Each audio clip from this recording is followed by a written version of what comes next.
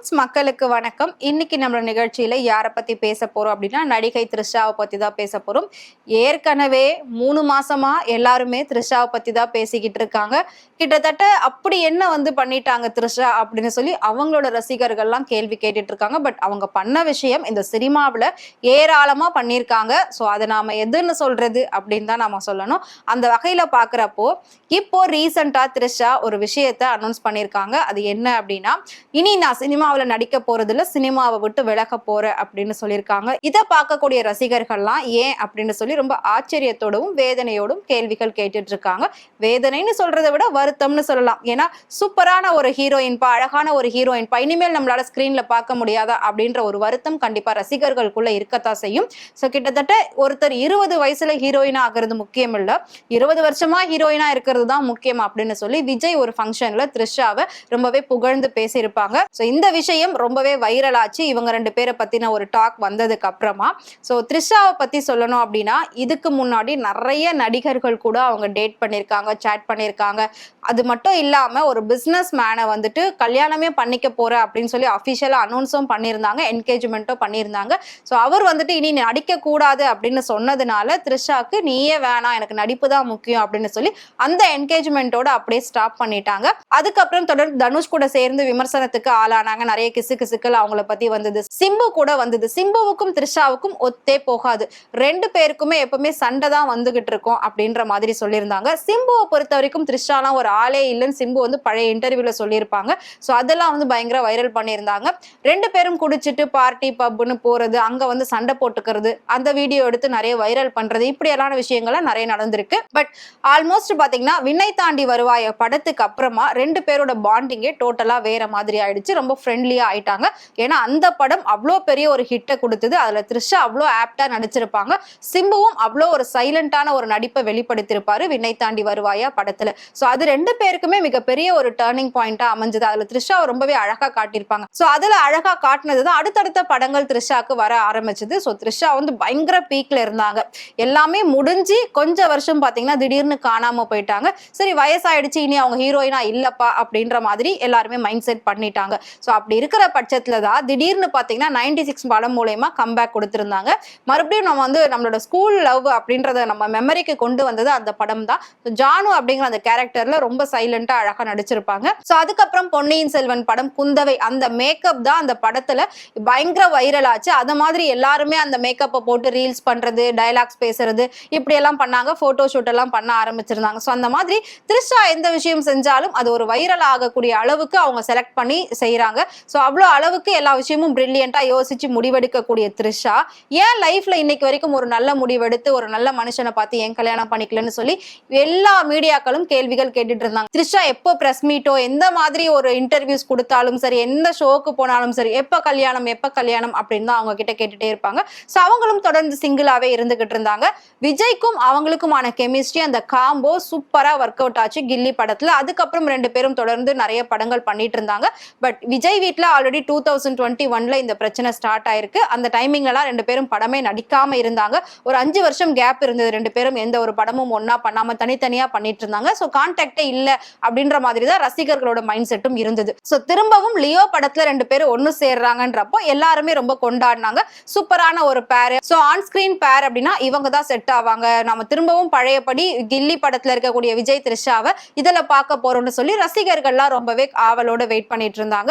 But இது மிகப்பெரிய ஒரு பிரச்சனையா அவங்க வீட்டுக்குள்ள மாறி இருக்கு. அது வெளியில தெரியாம இருந்திருக்கு.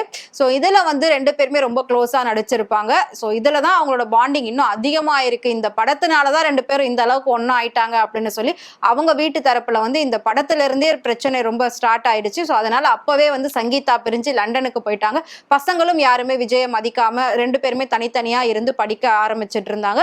ஸோ விஜய் முடிவெடுத்துட்டாரு அரசியலுக்கு போகணும் அப்படின்னு சொல்லி, அதுவும் அவங்க வீட்டுல பிரச்சனையா இருக்கு. ஸோ இதனால அவங்க அப்பா அம்மாவே தள்ளி வச்ச விஜய் இனி யாருமே வேணாம், நான் தனியா இருக்கேன் அப்படின்னு சொல்லி தனியா அந்த வீட்டுல இருந்தாரு. ஸோ ஒரு வழியா இந்த பிரச்சனை கொஞ்ச நாள்ல முடிஞ்சிரும், திரும்ப திரும்ப அவர் இந்த தப்பா பண்ண மாட்டாரு அப்படின்னு சொல்லி சங்கீதா நம்பிட்டு இருந்தாங்க.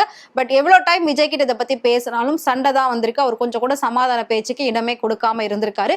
அதனாலதான் இப்போ டிவோர்ஸ் கேஸ் வரைக்கும் சங்கீதா இந்த மாதிரி ஒரு விஷயத்த பண்ணுவாங்களான்றதே ஒரு கேள்விக்குறியா இருந்தது. பட் இவ்வளவு தூரம் பண்ணிருக்காங்க அப்படின்னா ஒரு பொண்ணோட பொறுமைக்கும் எல்லை இருக்கும் இல்லையா? ஸோ அந்த எல்லை மீறின ஒரு செயல் தான் இந்த விவாகரத்து அப்படிங்கிறது. ஸோ தொடர்ந்து தொடர்ந்து ஒரு பெண் இந்த அளவுக்கு பாதிக்கப்படுறாங்க, அதுவும் இன்னொரு பெண்ணாலேயே பாதிக்கப்படுறாங்க அப்படின்றதுதான் இங்க மிகப்பெரிய ஒரு விஷயமா பேசப்படுது. சோ த்ரிஷா எவ்வளவு படிச்சவங்க, அழகா இருக்காங்க, அவங்களுக்குன்னு ஒரு தனியா லைஃப் அமைச்சுக்கலாமே, ஏன் இப்படி இன்னொரு லைஃப்ல போயிட்டு இவ்வளவு பிரச்சனைகள் பண்ணிட்டு இருக்காங்க? சோ இவ்வளவு பிரச்சனை நடக்குதுன்னு தெரிஞ்சு அவர் கூட எதுக்காக இவங்க வந்து கல்யாணத்துக்கு போனோம்? அந்த கல்யாணத்துக்கு 2 பேரும் ஒரே கார்ல ஒரே மாதிரி காஸ்டியூம் ஒரே மேட்சிங்கா போட்டுட்டு போனது தானே இவ்வளவு பெரிய ஒரு பிரச்சனையாச்சு. இதை பார்க்கக்கூடிய விஜய் ரசிகர்களும் ஏமாந்து தானே போவாங்க. விஜய் நல்லவர்னு சொல்லி எல்லாருமே சப்போர்ட் பண்ணிட்டு இருந்தாங்க, பட் பப்ளிக்ல இப்படி பண்ணிட்டு இருக்காரு, அதுவும் பிரச்சனை ஆரம்பிச்சதுக்கு அப்புறம் இப்படி பண்றது எவ்வளவு பெரிய ஒரு முட்டாள்தனமான விஷயம். ஆனா இவர் இவ்வளவு தைரியமா இதை பண்றாரு அப்படின்னா கண்டிப்பா இதுக்கு பின்னணி ஏதோ இருக்கு அப்படின்றதா எல்லாருமே வந்து கன்ஃபார்மா பேச ஆரம்பிச்சுட்டாங்க. ஆனா இன்னைக்கு வரைக்கும் இவ்வளோ டீசெண்டா எல்லா விஷயத்தையும் மெயின்டைன் பண்ணிட்டு இருந்த சங்கீதா அந்த நடிகையோட பேரு தேவைப்பட்டா வெளியிடுவேன்னு சொல்லியிருந்தாங்களே தவிர இன்னைக்கு வரைக்கும் அவங்க வாயால் அந்த நடிகையோட பேரை வெளியிடவே இல்லை. நாமளா முடிவு பண்ணிட்டோம், விஜயே வந்து வெளி உலகத்துக்கு காட்டிட்டாருன்னு நாமளா சொல்லிட்டோம். சோ த்ரிஷா தான் அந்த பொண்ணு அப்படின்ற மாதிரி. சோ இது எல்லா விஷயமும் சுத்தி சுத்தி விஜயை வந்து தாக்கி அடிச்சுக்கிட்டு இருக்கு. இது எல்லாத்துக்குமே காரணமானவங்க த்ரிஷா தான். சோ இவ்வளோ எங்க ராணா அப்படிங்கிற ஒரு தெலுங்கு ஆக்டரை த்ரிஷா லவ் பண்ணிட்டு இருந்தாங்க, லிவ்இன்ல இருந்தாங்க, கல்யாணம் பண்ணிக்க போறதா இருந்தாங்க. பட் ஆல்ரெடி அவருக்கு ஃபேமிலி இருந்தது. சோ அவர் வந்து நைசா த்ரிஷா கிட்ட இருந்து எவ்வளவு அளவுக்கு விலக முடியுமோ நல்லா ஜாலியா பழகிட்டு அதுக்கப்புறம் விலகி போயிட்டாரு. சோ எல்லா நடிகரும் தப்பிச்சிட்டாங்க, பாவம் நம்மளோட தளபதி விஜய் மாட்டிக்கிட்டாரு அப்படின்னு சொல்லி நிறைய பேர் சொல்லிட்டு இருந்தாங்க. இவ்வளோ ஏன் அவனோட அப்பாவே சொன்னாங்க, அதாவது விஜயோட அப்பாவே சொன்னாரு, விஜயை சுத்தி விஷ வலைகள் இருக்கு, அவர் அதுல சிக்கிக்கிட்டாருன்னா ரொம்ப பிரச்சனை, சீக்கிரமா அவர் வெளியில வரணும் அப்படின்ற மாதிரி எல்லாம் அவர் ஒரு இன்டர்வியூல கொடுத்திருந்தாரு. அதுவும் பயங்கர வைரல் ஆச்சு. இப்போ த்ரிஷா கொடுத்த பழைய இன்டர்வியூ ஒண்ணு வைரல் ஆச்சு. என்ன அப்படின்னா, எனக்கு வந்து நடிக்கணும்ன்றதெல்லாம் ஆசை இல்லைங்க, மாடலிங் பண்ணணும்லாம் ஆசை இல்லைங்க, சிஎம் ஆகணும்னு ஆசைங்க, நிஜமா எனக்கு சிஎம் ஆகணும்னு ஆசைங்க அப்படின்னு சொல்லியிருப்பாங்க. சோ த்ரிஷா தான் விஜய பின்னாடி இருந்து இயக்கியிருக்காங்க. ஏன்னா டைரக்டா த்ரிஷாலாம் அரசியலுக்கு வந்தா யாரும் மதிக்க மாட்டாங்க, பெருசா சப்போர்ட் பண்ண மாட்டாங்க. சோ விஜய ஏவி விட்டு அவர் மூலமா வர்றதுக்கு தான் இவ்வளோ விஷயம் வந்து த்ரிஷா பிளான் பண்ணி பக்காவா பண்ணியிருக்காங்க. அதை கேட்டுதான் விஜயும் அரசியலுக்கு வந்து குடும்பத்தையே விட்டுட்டு இன்னைக்கு தனியா வந்து நின்றுட்டு இருக்காரு அப்படின்னு சொல்லி எல்லாருமே உறுதிப்பட பேசிட்டு இருந்தாங்க. இதுல த்ரிஷா கொடின்னு ஒரு படம் நடிச்சாங்க. அந்த படத்துல தனுஷ் இருப்பாரு, டபுள் ஆக்ஷன்ல இருப்பாரு, த்ரிஷாவும் இருப்பாங்க. த்ரிஷா வந்து தனுஷை லவ் பண்ணுவாங்க, பட் 2 பேருமே எதிர்கட்சி ஆட்களா இருப்பாங்க. பட் லவ் அப்படின்ற போறப்போ ஒன்னா இருப்பாங்க. ஆனா த்ரிஷா வந்து மனசுக்குள்ள அந்த பதவியும் புகழும் வேணும் அப்படின்றதுக்காக தான் அவர் லவ்வே பண்ணிருப்பாங்க. அந்த ஒரு விஷயத்துக்காக லவ் பண்ணவரே கொலையும் பண்ணிருப்பாங்க. சோ இதே வந்து ரியல் லைஃப்ல விஜய்க்கு நடக்காதா அப்படின்றது என்ன நிச்சயம்னு சொல்லி எல்லாருமே கேள்விகள் கேட்டுட்டு இருந்தாங்க. கிட்டத்தட்ட த்ரிஷா இப்ப எடுத்து வைக்கக்கூடிய ஒவ்வொரு அடியும் அந்த மாதிரி தான் இருக்கு. இப்ப வரைக்கும் விஜய் வந்து த்ரிஷா அபிஷியலா அரசியல்ல இருக்காங்க அப்படின்னு சொல்லி அனௌன்ஸ் பண்ணல. மேபி எலெக்ஷனுக்கு அப்புறமா அனௌன்ஸ் பண்றதுக்கான வாய்ப்பு இருக்கு அப்படின்னு சொல்லப்படுது. ஏன்னா விஜய் முதலமைச்சர் ஆயிட்டாலே த்ரிஷா கண்டிப்பா கூட வந்துருவாங்க அப்படின்ற மாதிரி தான் எல்லாருமே பேச்சுகள் போய்கிட்டு இருக்கு. இதுல இப்போ முக்கியமான விஷயம் என்ன அப்படின்னா, த்ரிஷாக்கு சூர்யாவோட நடிச்சிட்டு இருந்த கருப்பு படம் தான் லாஸ்ட். சோ இந்த கருப்பு படத்துக்கு அப்புறமா த்ரிஷா எதுலயுமே கமிட் ஆகல. போன வருஷம் எல்லாம் பாத்தீங்கன்னா பீக்ல இருந்தாங்க.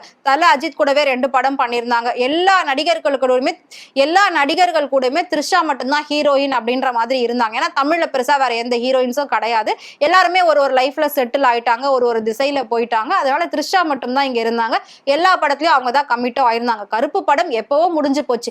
அடுத்து அவங்க இன்னும் நிறைய படங்கள் கமிட் ஆகணும்னு நினைச்சிருந்தா இன்னும் அடுத்தடுத்த படங்கள் கூட அவங்க தான் ஹீரோயினா நடிச்சிருப்பாங்க. ஆனா கருப்போட நிக்குது ஏன்? அதுக்கப்புறம் த்ரிஷா எந்த ஒரு படத்தோட அப்டேட்டும் கொடுக்கல, எந்த படத்துக்கு அவங்க ஏன் கமிட் ஆகலன்னு சொல்லி ரசிகர்கள் கேள்விகள் கேட்டுட்டு இருந்தாங்க. சோ அதை வச்சு பாக்குறப்போ விஜய் வந்து முடிவெடுத்தார், இனி நான் சினிமாவில் நடிக்க போறதுல ஜனநாயகன் தான் லாஸ்ட் படம் அப்படின்னு சொல்லி அவர் அபிஷியலா அனௌன்ஸ் பண்ணிட்டு விலகிட்டார்.